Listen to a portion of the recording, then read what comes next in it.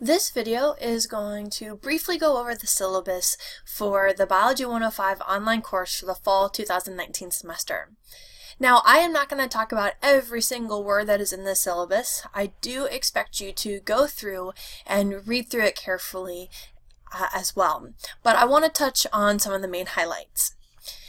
So here's our section number if you ever need it, course description, my contact information. The biggest thing, particularly with the online course, but also with my other courses as well, the best way to get in contact with me is email. And if you email me, be sure that you are emailing me from your Montgomery College address. Due to a couple different laws and whatnot, we are not allowed to respond to email addresses that are not MC email addresses when it comes to student records. So just make sure that you're replying with your MC address. If you're not, I'll probably just respond back and say, hey, can you send this from your MC address? So just keep that in mind. If you are around the Germantown campus, you're more than welcome to stop by my office hours. You're more than welcome to call my office phone. If you ever do want to call, please leave a voicemail, because even if I'm not in my office, the voicemail goes to my email, and I am always on my email. So course materials. There is no textbook for this course. This course is about the environment. We talk about a lot of laws, and there is not a textbook that keeps up with all the changes in laws. There's not a textbook that talks about Montgomery County recycling. So a lot of our sources are coming from online resources, which you can find those if you look at the PowerPoint slides. Take a look at the notes section, and I do write a source for all of the slides. So use those excuse me, as your reading material. You're in an online course, you're going to need computer access. You are going to need to take some photos and potentially videos throughout this semester. You do not need a fancy camera. Cell phones are fine, but just keep in mind you'll need that. We do a couple of calculations in this class. You can use your phone as a calculator. Some students prefer having an actual 4-function calculator, which is all you would need. I'm just letting you know about that.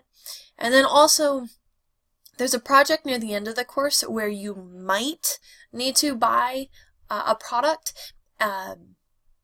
Or you might choose to do a different product or project. I am just letting you know that this is a thing. So you might be paying for something. It really ends up being decided by what you want to do for that project. Here's the course outcomes, essentially what you'll learn, and you'll learn about a whole bunch of things. So how are you going to get graded in this class? So about half of your course points come from tests. There are 4 tests, 1 for each unit, and there's a final test. You will have, I can't remember offhand, I believe it's 3 days to complete the tests, Friday, Saturday, and Sunday. Most of them are about an hour long. You'll know this before you start each test, how much time that you have. It is open note, so feel free to use your notes. However, because it is timed, the students that typically fail the test are the students who did not study. You will only have time to look up maybe 1 or 2 questions you have. So you are still expected to study. You are still expected to learn the material. You will not pass these tests if you do not study. If you miss one because you totally forgot you're taking an online class, you do get a 0. There are no makeups. However, I do drop the lowest exam grade. So you have that saving grace if you forget or if you just did really bad on a test. There's a couple different projects and assignments throughout the semester. I don't have traditional homework where you read something and answer questions about it. Most of my homework is project-based. So this is a list of everything I could think of.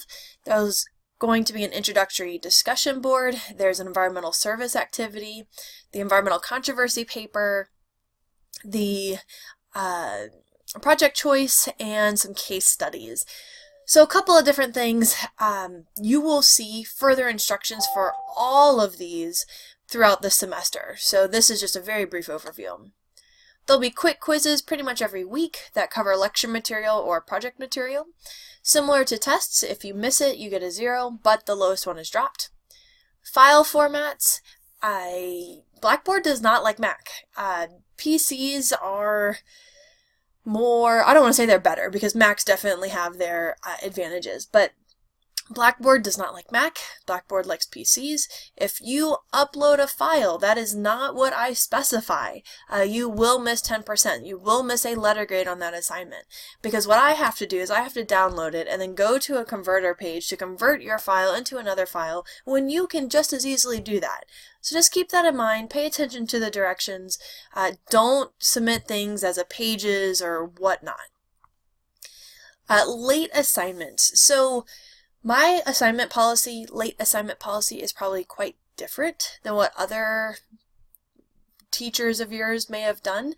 I kind of model mine after the real world just because it's convenient. So, let's say I have a deadline, Sunday at midnight. You can turn it in after Sunday at midnight. Maybe you're staying up late, you turn it in at 2 a.m. And you turn it in at 2 a.m., and that's fine. You're not going to get any deductions. And the reason why is because I will guarantee you right now, I am not up Sunday at midnight. I am not grading Sunday at midnight or Sunday at 2 a.m. I'm probably going to be doing my grading Monday when I get into the office. So there's no reason to punish you because you got it in before I started grading, right? As long as I have all the assignments, I can just start grading. It doesn't actually matter when you turn it in.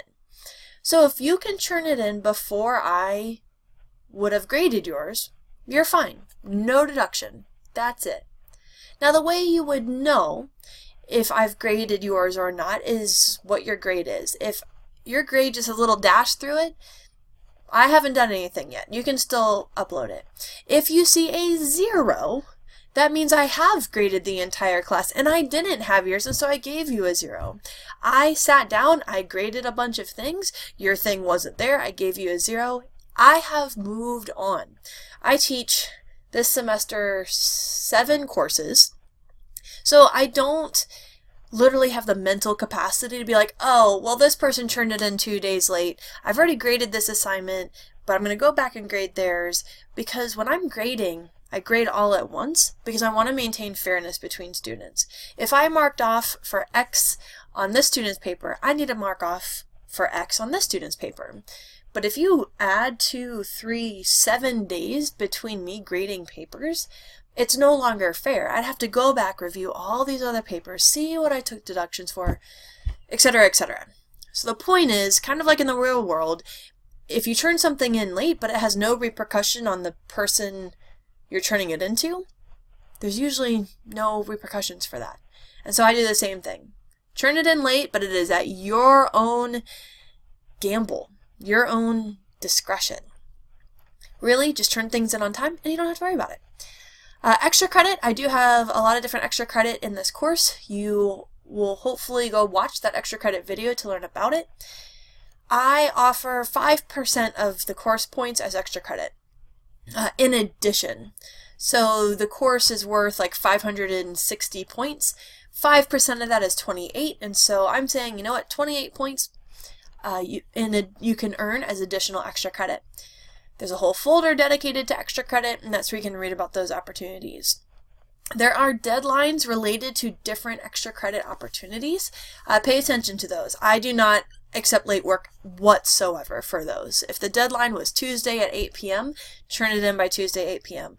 It is extra credit, so I have no obligation to do you any favors if you turn it in late. That's more grading for me, and you couldn't stick to the deadline for extra work to get extra points in the class. So just keep that in mind. It's kind of strict, but it's also extra credit, so take that as you will. Now, because I do give a lot of extra credit in the course, I do have a pretty strict grading scale. So there's no rounding or whatsoever. You need a 90.00 to get an A. You need an 80.00 to get a B. I also offer you 5% of your grade in extra credit points, meaning that if you had an 85 and you did all the extra credit, that puts you at a 90. Awesome. If you had an 84 and you did all the extra credit and that puts you to an 89, it's not a 90. You're like, but it's so close. Yeah, it is so close, but in reality, your real course grade is an 84. If you couldn't bring it up to the next grade, then you probably don't deserve that next grade. So just keep this in mind. I will bring this up again like at the very end of the semester when this matters more, but just take advantage of that extra credit. This is your way to get to the next grade up. Sending me emails saying that your 89.99 should be an A is not the way to get an A. This next page is what you see on every syllabus, information about dates and course withdrawals, disability support services. If you do have a DSS letter, be sure to send it to me. Send it to me even if you don't want to use your accommodations. If you're like, well, I want to try my best to do it without them, send it to me anyway, and I can not give you those accommodations until you decide otherwise. But send it to me anyway. Academic dishonesty. Do not plagiarize, do not cheat. I have given zeros before, I have failed students before. I have very little tolerance for it because you're adults. I'm an adult, you're in college, so I like to think you're mature enough to not cheat and not plagiarize. So just don't do it. Here's some links for technical support, accessibility, privacy. These are the important dates for dropping or withdrawing from the course. And then finally, the course schedule. I would personally recommend printing this out, even if you don't print the whole syllabus, but at least the schedule. I am hoping this is 100% correct and this will 100% not change. In reality, sometimes things do change, but I make very, very little changes. I spend a very long time making the course schedule because not only does it help you, but it really helps me. It helps me stay on track of what I need to do each week. So if you see a change, it's because maybe I misplanned something. But for the most part, these dates are pretty set in stone. These due dates are pretty set in stone. Most of our due dates are Sunday at 11:59 at midnight, with the week starting at Monday, 12:01 a.m. So that should make it kind of easy, probably similar to your other online classes. If you see something listed here that doesn't have a due date next to it, it's because it's Sunday at 11:59. If there's something that has a different due date, I do very specifically list that. You would also see all these assignments, all these due dates, all these lecture notes in the weekly folders. So you're getting it in tons and tons of different places. Alright, so with that, again, I do expect you to read through this a little bit more in detail.